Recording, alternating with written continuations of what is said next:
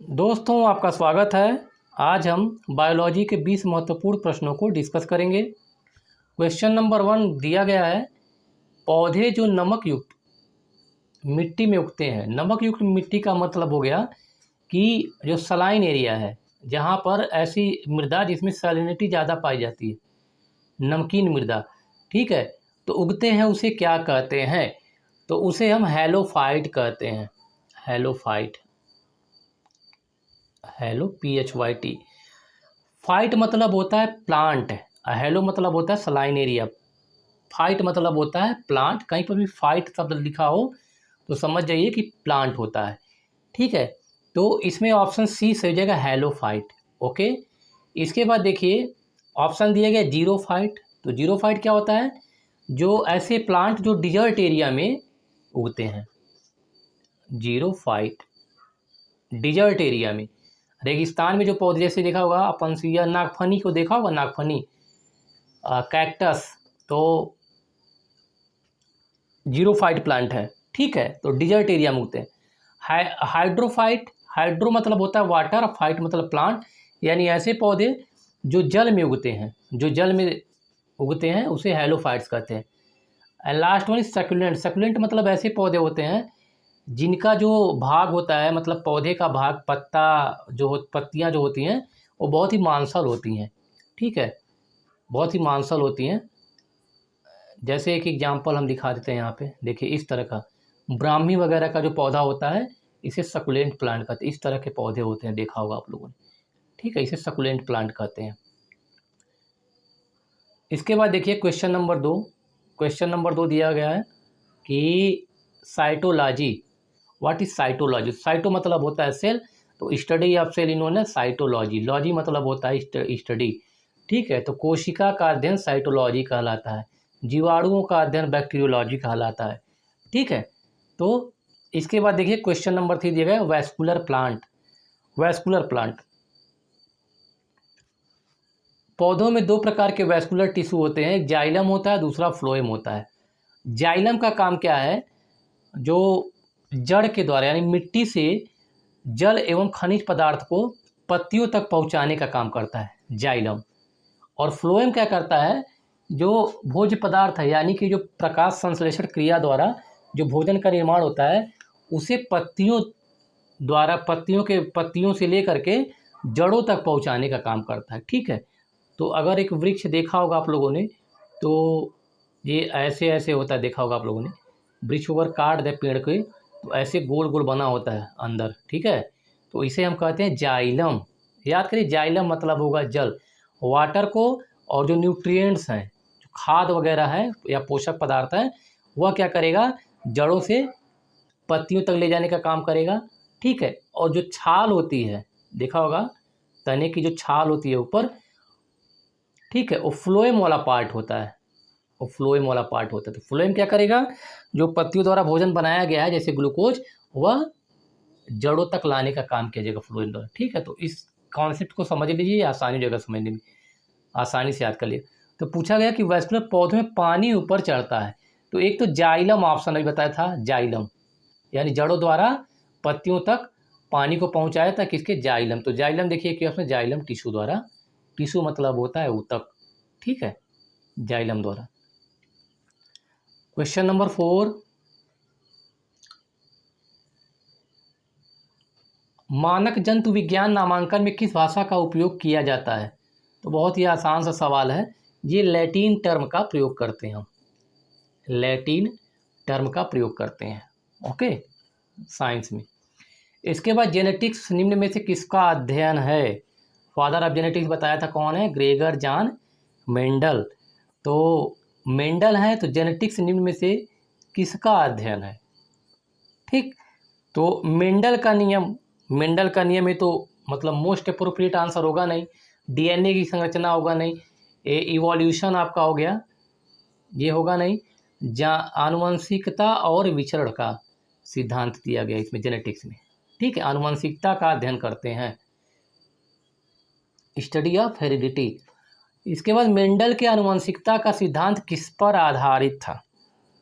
Mendel ने बताया था, जो एक तो अपना एक्सपेरिमेंट किस पर किया था? गोल्डन स्वीट पी पे, यानी मीठी मटर, मटर पर अपना प्रयोग किया था। और किस पर आधारित था? बताया था कि 7 प्रकार के कैरेक्टर को उन्होंने ध्यान में रख करके यह प्रयोग किया था। तो किस पर आधारित था? सेक्सुअल रिप्रोडक्शन पर। Option C is correct. लैंगिक जनन पर आधारित प्रक्रिया थी। ये एक्सपेरिमेंट जो था लैंगिक जनन, सेक्सुअल रिप्रोडक्शन पर आधारित था। ओके, सेक्सुअल रिप्रोडक्शन में क्या होता है? मेल और फीमेल दोनों पार्टनर इन्वॉल्व होते हैं। ओके, इम्ब्रियो, इम्ब्रियो मतलब होता है भ्रूण। किस में मिलता है? इम्ब्रियो किस में मिलता है? तो बहुत ही आसान सा सवाल है। इम्ब्रियो से ही क्या होता है? पौधे का विकास होता है। प्लांट का डेवलप, प्लांट कहाँ से निकलता है? भ्रूण से ही, बीज से ही निकलता है। तो इसमें देखिए ऑप्शन क्या है? सीड है। फूल से निकलेगा नहीं। बीज जो होता है नए पौधों की उत्पत्ति के लिए उत्तरदायी होता है, इसलिए यहाँ पर सीड हो जाएगा।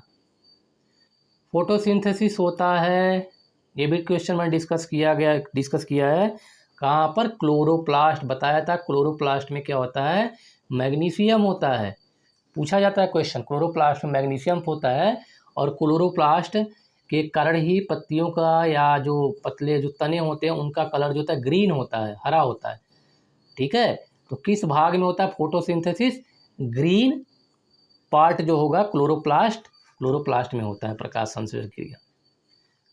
ओके, क्वेश्चन नंबर 9, लैंगिक जनन से आनुवंशिक विचरण कैसे होता है? तो जीन के मिश्रण से भी होता है। ठीक है, क्रोमोसोम के बदलाव में क्रोमोसोमल चेंजेज हो जाते हैं। ठीक है, डीएनए में परिवर्तन आ जाता है। तो ये सारे क्या होते हैं? इसमें से सभी ऑप्शन सही हो जाएगा। Option D is correct. Question number 10, देखिए इसको मैंने डिस्कस कराया था। एड्स बताया था एक्वायर्ड इम्यूनो डेफिशिएंसी सिंड्रोम। यहाँ पर हमारा इम्यून सिस्टम बहुत ही कमज़ोर हो जाता है, वीकनेस हो जाती है। विषाणु वायरस के लिए सबसे ज़्यादा आजमाई दवा कौन सी है? यानी कि एड्स के लिए जो ड्रग जो यूज की जाती है उसके बारे में पूछा जा रहा है। तो दिस इज जीडोवुडीन, एजेल्टी जिसे कहते हैं, दिस इज जीडोवुडीन। यह एक प्रकार की जो है वायरल ड्रग है, यानी वायरस से एंटीवायरल ड्रग है, एंटीवायरल ड्रग जिसे कहते हैं। Option A is correct. किस सूक्ष्म जीव के द्वारा हेपेटाइटिस बी की बीमारी होती है? तो हेपेटाइटिस बी हमने डिस्कस कराया था, इंद्रधनुष बताया था। इंद्रधनुष में बताया था, इंद्रधनुष में जो 7 वैक्सीन होते हैं उसमें हेपेटाइटिस को भी शामिल किया गया है। और हेपेटाइटिस बी लीवर से संबंधित होने वाली बीमारी है। और इसमें क्या होता है? हिपैटा मतलब होता है, हिपैटो मतलब होता है लीवर ही। ठीक है, और आइटिस मतलब इन्फ्लेमेशन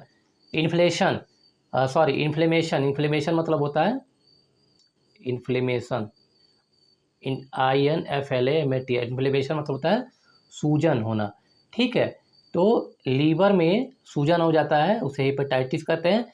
और यह वायरस से होने वाली बीमारी है। निकट दृष्टि दोष, जांडिस का नाम आपने सुना होगा। जांडिस जब हो जाता है, पीलिया अगर लंबे समय तक रहता है तो लीवर धीरे धीरे लीवर की सेल जो होती है, हिपैटिक सेल जिसे कहते हैं, डैमेज होने लगती है। ठीक है, तो हेपेटाइटिस बी की कंडीशन उत्पन्न हो जाती है। निकट दृष्टि दोष ये भी डिस्कस कराया है, जो 20 क्वेश्चन हमने डिस्कस कराया था 2020 वाले सीरीज में। इसमें डिस्कस कराया है कि मायोपिया मतलब होता है शॉर्ट साइटेडनेस या नियर साइटेडनेस, निकट दृष्टि दोष। इसमें हम किसका प्रयोग करते हैं? अवतल लेंस का, कॉनकेव लेंस का प्रयोग करते हैं। दूर दृष्टि दोष क्या होता है? लॉन्ग साइटेडनेस, हाइपरमेट्रोपिया जिसे कहते हैं, उसमें कॉन्वेक्स लेंस का प्रयोग किया जाता है। ठीक है, तो दिया गया कि निकट दृष्टि दोष का रोग किससे संबंधित है? Question number 12। इसके पहले क्वेश्चन में डिस्कस कराया है, तो किससे संबंधित है पता ही है। मस्तिष्क से होगा नहीं, फेफड़ा का, नाक से हो जाएगा। प्लाज्मा में जल का प्रतिशत कितना होता है? ये भी क्वेश्चन पहले डिस्कस करा चुका हूँ। 90% लगभग क्या होता है? प्लाज्मा में वाटर होता है। ठीक है, एक कार्यशील महिला को प्रतिदिन कितना प्रोटीन लेना चाहिए? जब हम न्यूट्रिशन चैप्टर पढ़ाएंगे तो वहाँ पे अच्छे से बताएंगे प्रोटीन, कार्बोहाइड्रेट और फैट की क्या आवश्यकता है, और इसे हम क्या कहते हैं, लार्ज ऑर्गेनिक बायोमोलिक्यूल्स कहते हैं। ये बड़े अणुओं वाली संरचना होते हैं, ठीक है, लार्ज ऑर्गेनिक बायोमोलिक्यूल कहते हैं। तो कितना मात्रा होना चाहिए?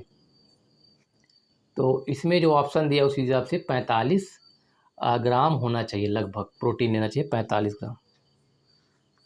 क्वेश्चन नंबर 15, कौन सा जीव अपनी त्वचा से सांस लेता है?